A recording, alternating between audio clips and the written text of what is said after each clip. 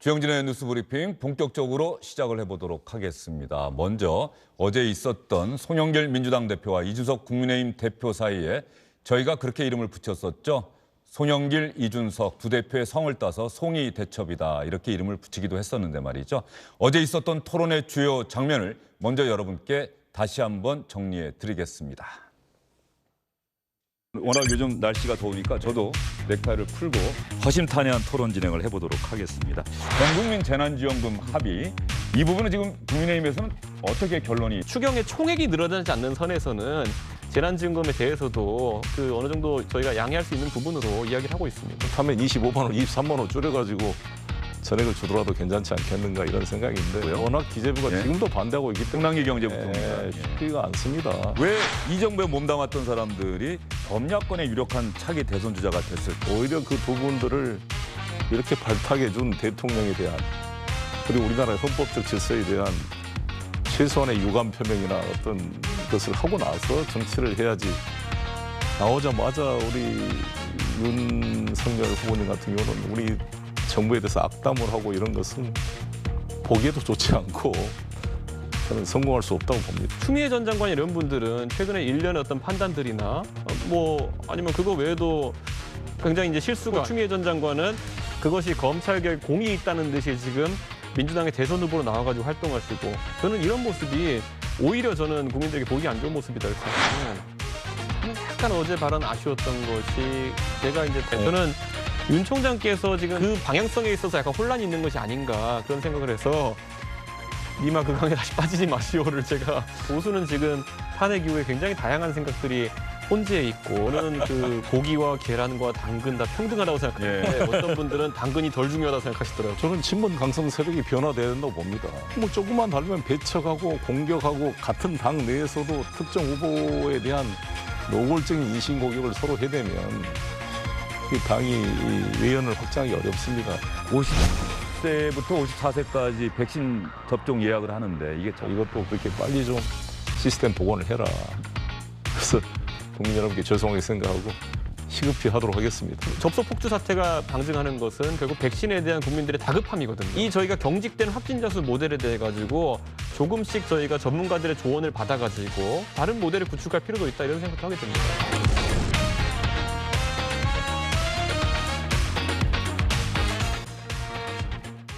네, 마지막에 두 대표가 손을 맞잡고 환하게 웃는 모습이 인상적입니다. 여러분은 어떻게 보셨습니까? 전영기 민주당 의원, 허은하 국민의힘 의원 함께합니다. 어서 오십시오. 네, 안녕하세요.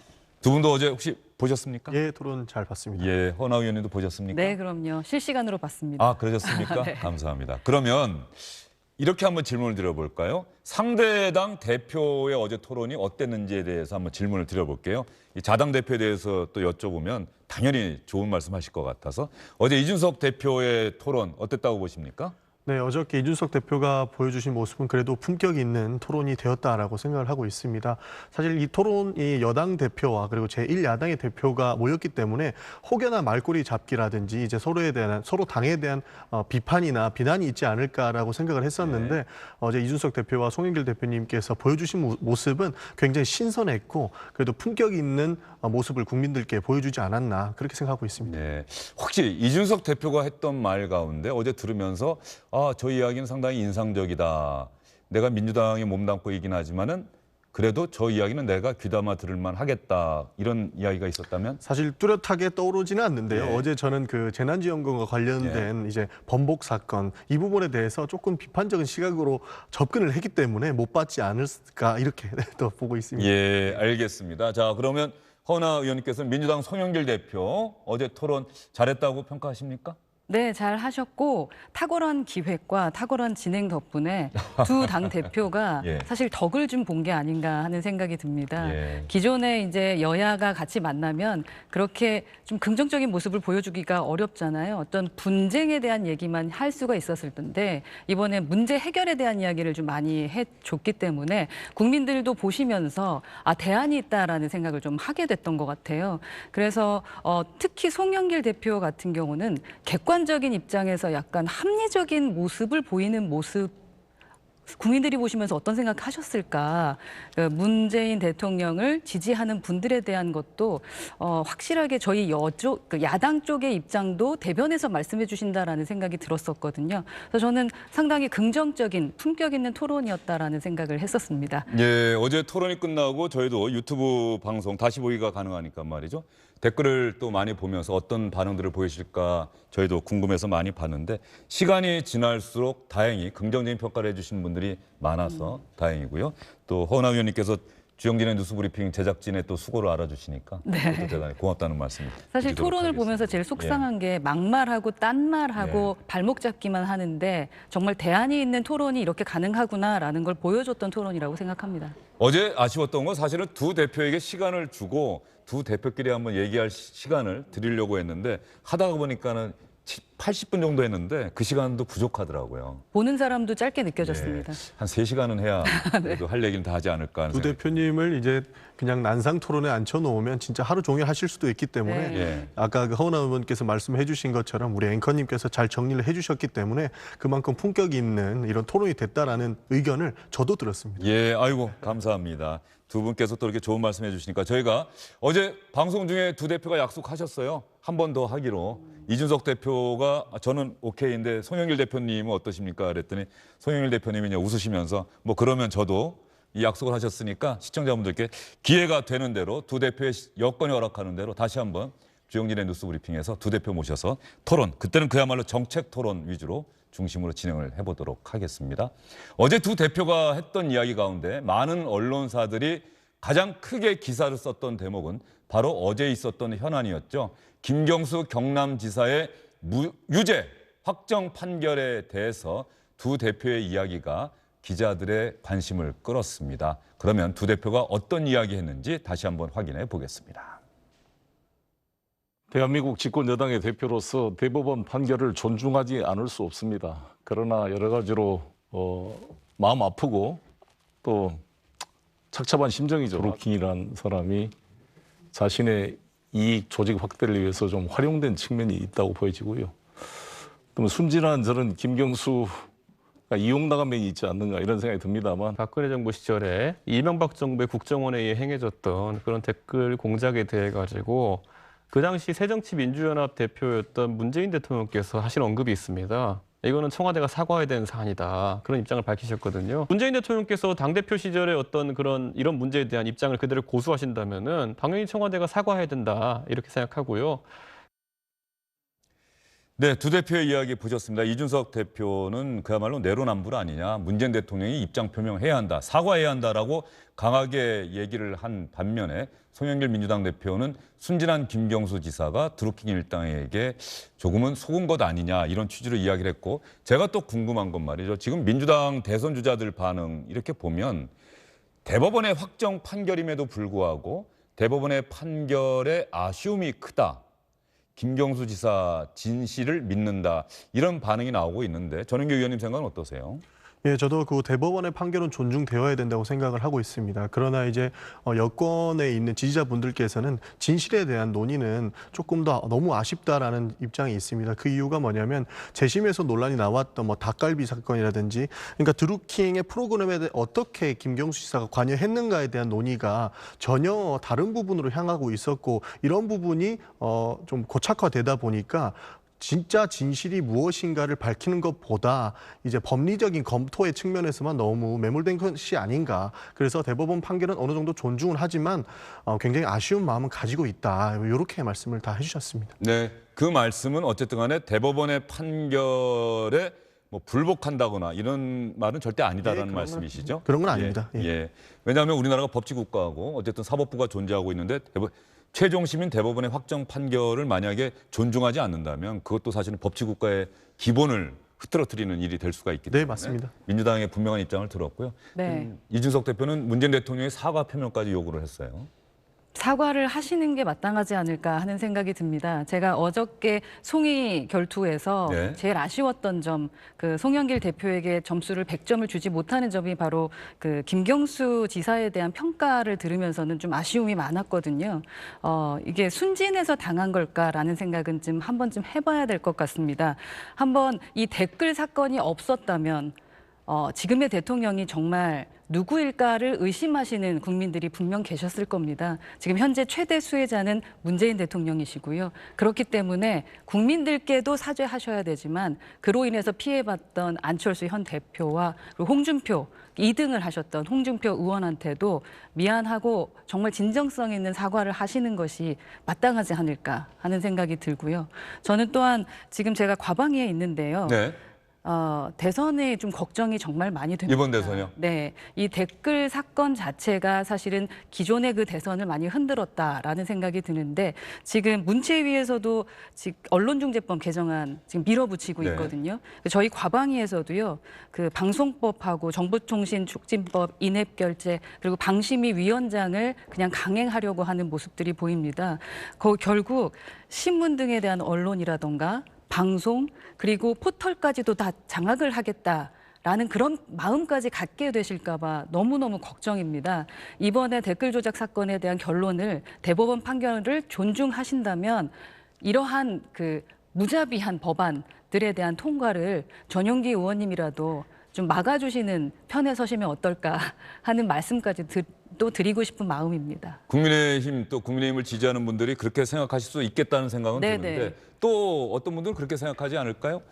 그래도 대한민국이 어떤 나라인데 이제 와서 집권 세력이 뭔가 장악한다고 해서 그 장악한 대로 될까라고 하는 또 그런 생각하시는 분들도 분명히 있을 텐데 말이죠. 우리 전현기 의원님, 허은하 의원님 말씀에 아마 반론하실 게 있을 것 같습니다. 예, 저도 그 우리나라가 어떤 나라인데 과연 이 권력으로서 장악이 될까 하는 것에 대한 의문이 있고요. 사실 그 과거에 있었던 권력 장악 이런 뭐 일들 때문에 그런 걱정하시는 것 같은데 민주당은 정말 민주적으로 운영할 거기 때문에 그런 걱정은 안 하셔도 된다라는 말씀을 일단 먼저 드리고요. 네. 그 대통령이 사과해야 된다라는 부분 저는 일고의 대응 가치도 느낄 수 없다라고. 왜 그렇게 생각하고 생각하십니까? 싶습니다. 네. 그 이준석 그 대표님을 넘어서 이제 뭐 우리 최재형 우리 전 감사원장이라든지 윤석열 전 검찰총장도 대통령 사과해야 된다고 이야기를 하는데 대통령이 되고자 하는 사람들이 본인의 비전을 이야기하지 못하고 오로지 반 문재인으로 지지율을 올리고 있다라는 생각을 많은 국민들이 하고 계시거든요. 그렇기 때문에 저는 또 그분들이 야권의 정권 교체를 이용하고자 대통령께 사과를 하라고 하시는 일 같고요. 그리고 하나 더 말씀을 드리면 이준석 대표님께서 어저께 그 박근혜 정부의 그 당선 시기에 있었던 국정원 댓글 사건을 언급을 하셨습니다. 그러면서 드루킹과 일맥상통하는 거 아니냐라는 말씀을 해주셨는데요. 국정원이라는 기관 자체가 그 직원이 얼마나 있는지도 모르고 기관이 어디 있는지도 모르는 국가 최대의 정보기관입니다. 그런 기관이 국민들을 사찰까지 했다는 의혹받고 있는 그런 기관들이 댓글 공모를 하고 그런 공작을 했던 것을 이제 우리 문재인 그 당대표 시절에 사과를 했던 것을 빗대어서 지금 대통령이 사과해라라고 하는데 개인의 일탈로 볼 수 있는 그 드루킹 사건에다가 국가기관이 개입했던 국정원 사건을 대입하면서 사과하라고 하는 것은 정말 잘못된 말씀이 아니실까 이런 생각이 들고 있습니다. 자, 그러면 또 허은하 의원님 분명히 하신 말씀이 있을 것 네. 같은데 당시에 문재인 대통령이 새정치민주연합 대표 시절에 그 국정원 댓글 공작 사건과 관련해서 했던 이야기를 저희가 찾아봤습니다. 이준석 대표가 이야기를 했기 때문에 저희가 한번 찾아봤는데 여러분과 함께 공유하도록 하겠습니다.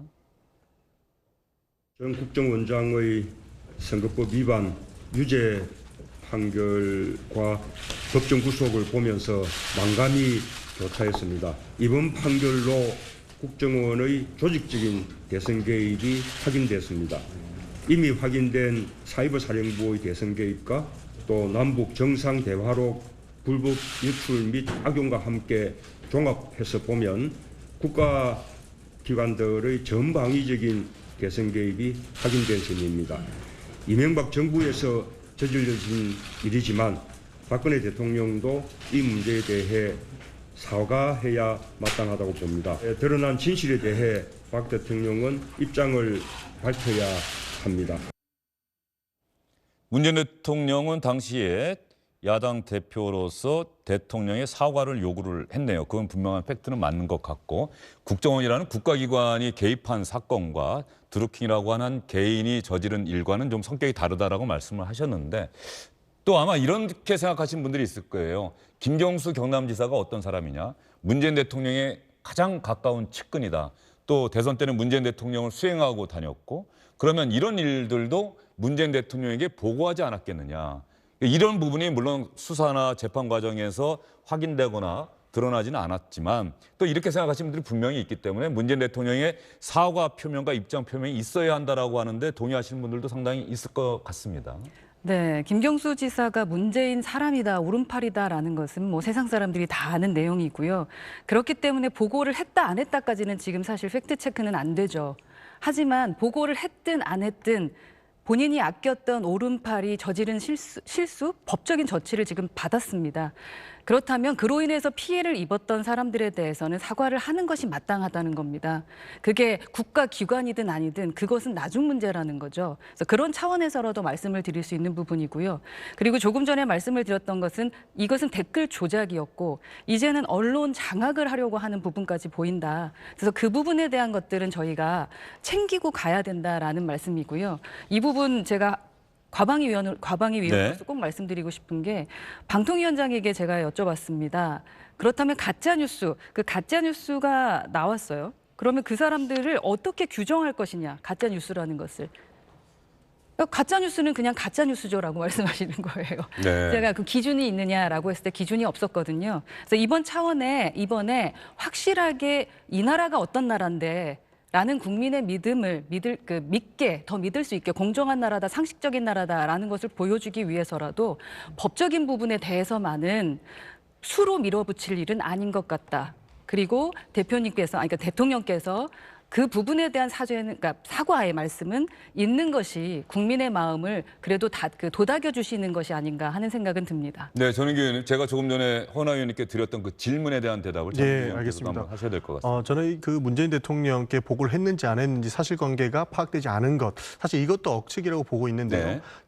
조금 전에 그 허나 의원께서 말씀을 해주셨던 부분이 댓글 조작, 그 드루킹 사건이 없었다면 지금의 정권이 오히려 바뀌었을지 않았을까라는 말씀을 해주셨는데요. 국정원의 댓글 공작, 이제 댓글 조작 사건 때는 박근혜 대통령과 그때 당시에 문재인 후보 간의 그 지지율 차가 3% 정도 차이밖에 안 났습니다. 그때는 공작이 어느 정도 있었다라는 가망성이라도 있었던 것이고요. 그리고 2017년도 문재인 대통령 선거 때는 2위인 홍준표 대표와 약 17% 가까이 차이가 났습니다. 그러니까 여론을 이렇게 조작한다고 해서 바뀔 수 있는 그런 차이도 아니었고요.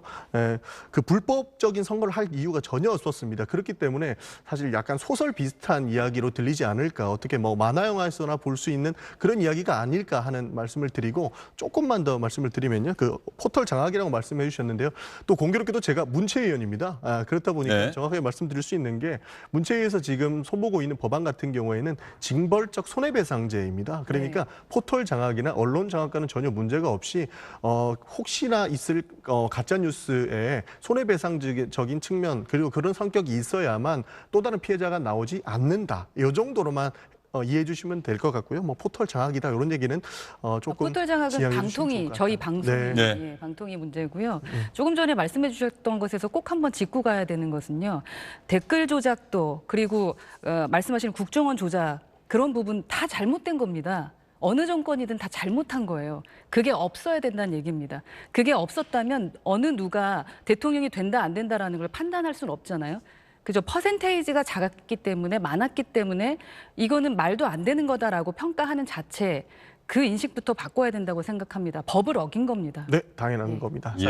알겠습니다.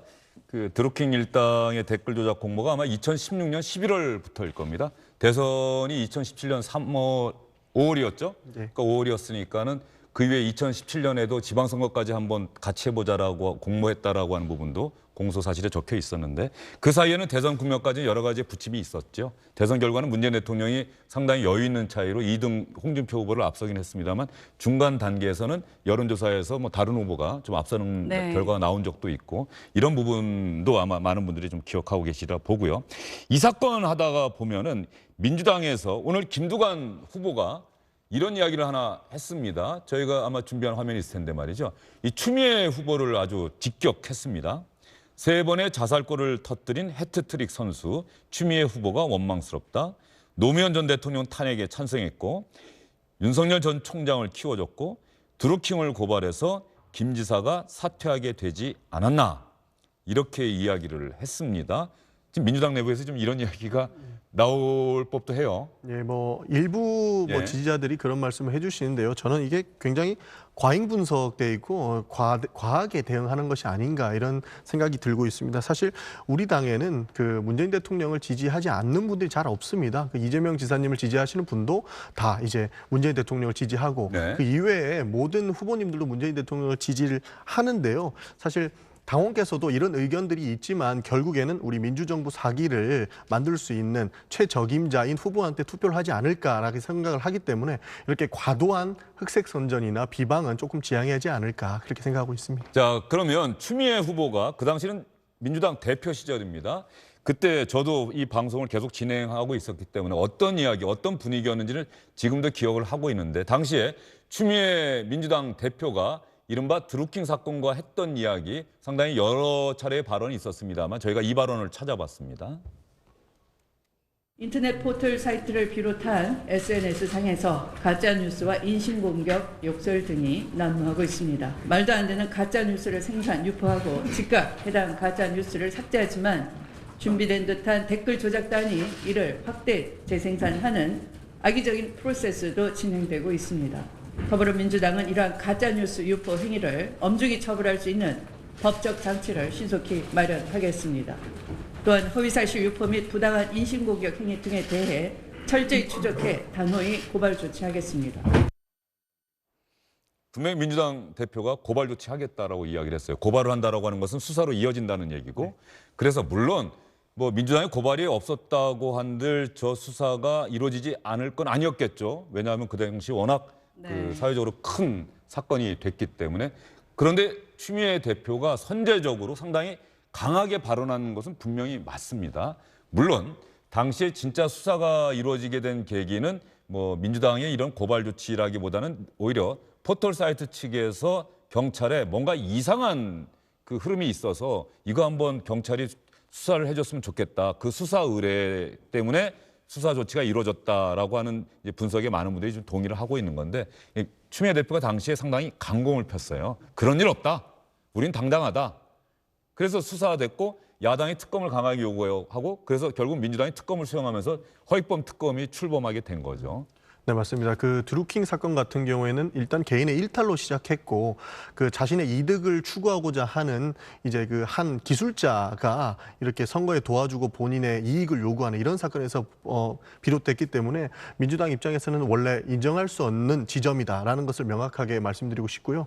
그 추미애 대표에 대한 이때 당시에 너무 강력하게 나간 거 아닌가에 대한 부분은 저는 여당 대표로서는 당연히 해야 될 일을 한 것이다라는 생각을 하고 있습니다. 왜냐하면 불법이 일어날 수 있는 정황들이 포착이 됐고 그리고 잘못된 점을 바로잡기 위해서 수사 의뢰를 했던 것이고 우리는 불법에 가담하지 않겠다는 자신감이 있었기 때문에 그것을 명확하게 지적을 해주신 부분이라고 저는 보고 있습니다. 그렇기 때문에 지금 그 시작이 잘못되었기 때문에 이런 안 좋은 일들이 일어났다라는 것을 책임을 우리 추미애 전 대표님께 묻는 것은 좀 부적절하지 않나 그렇게 보고 있습니다. 네, 그런데 민주당의 같은 대선 경선 후보인 김두관 후보가 이게 직격탄을 날렸기 때문에 질문을 드렸던 것이고요. 추미애 후보가 어제 그래서 이런 얘기가 자꾸 나오니까 자신의 생각을 담은 입장문을 발표를 했습니다. 이런 흑색 선전에는 단호하게 대응하겠다는 의지를 피력을 했고요. 당시 악성 댓글, 매크로를 이용한 여론조작 의혹에 대해서 수사를 촉구했던 것이다. 일부 언론에서 직접 드루킹을 수사 의뢰한 것처럼 보도하는 것은 명백한 허위 사실이며 재발 시에 강력하게 대응할 것이다. 마찬가지로 추미애 대표가 그 당시에도 허위 사실 유포, 부당한 인신공격 행위 등에 대해서 철저히 추적해 단호히 고발 조치하겠다. 가짜뉴스 유포 행위 엄중히 처벌할 수 있는 법적 장치 신속히 마련하겠다. 이렇게 이야기를 했습니다. 저희 기존에는 추미애 지금 현 후보가 상당히 인기가 많았던 네. 분이더라고요. 사이다 발언도 많이 하시고 그리고 불이한 부분에 대해서는 공격도 많이 하셨던 부분인 것 같습니다. 하지만 이제 요즘 들어서 좀 많이 달라지셔서 좀 아쉬워하는 분들이 계시는데요. 그러니까 추미애 후보께서 대선에 나온다 그랬을 때 제가 강력하게 꼭 나와달라라고 말씀을 드렸었습니다. 사실 저희 야당 입장에서는 추미애 후보가 나오면은 더 유리하기 때문이었거든요. 하지만 지금은 끝까지 경선을 치르실 수 있을지에 대한 좀 걱정이 될 정도입니다. 약간의 위로가 필요한 시점이 아닌가. 당내에서의 대선 후보를 뽑는 것도 중요하지만 그럼에도 불구하고 당내의 그 원내대표로서 당대표셨나요? 그 원내대표였었나요? 당대표였습니다. 네, 당대표로서 자신의 역할을 충실히 했던 그 선배에 대한 예의는 아닌 것 같다라는 생각을 들고요. 그때 저희가 이 특검을 요청했을 때 김성태 전 원내대표가 그 정말 오랜 시간 단식을 하시면서 참 어렵게 따낸 겁니다. 그래도 그것을 허락해서 받아주신 분이기 때문에 그 부분에 대한 고마움은 있고요. 그래서 이렇게 진실이 밝혀질 수 있었다고 생각합니다. 너무 이렇게 치열하게 싸우고 계신 게 아닌가. 다른 당에서 볼 때도 사실 저희에게는 유리할 수 있지만 그닥 같은 정치인으로서 보기에는 보기 좋진 않다라는 말씀을 드리고 싶습니다. 네, 두 분이 또 치열하게 토론해 주셨는데 혹시 뭐 하실 말씀 더 있습니까? 아니요, 네. 예. 이렇게 드루킹 사건은 김경수 경남지사 또 드루킹의 주역에 대한 유죄 판결이 나면서 일단락되는 것처럼 보였습니다. 그런데 지금 민주당 대선 후보들 사이에서 나오는 신경전처럼 이 드루킹 사건으로 비롯된 일종의 신경전 이런 것들은 민주당 대선 후보 경선전에서도 여전히 계속되고 있다. 바로 이것이 정치다라는 생각이 듭니다. 과거의 일이 과거의 일로 끝나지 않는다는 것. 이게 또 우리 정치의 본질 아닐까 싶습니다. 두 분 간에 여기서 인사를 드리도록 하겠습니다. 수고 많으셨습니다. 감사합니다. 예. 안녕하십니까, 주영진입니다. 더 많은 뉴스와 라이브 이벤트를 보고 싶으시다면 화면 오른쪽을 눌러서 구독해 주시기 바랍니다. 저희 SBS 앱을 다운로드 받으시면 뉴스 속보 알림도 받아보실 수 있습니다. 텔레비전으로도 SBS 뉴스, 유튜브로도 SBS 뉴스 잊지 마시기 바랍니다.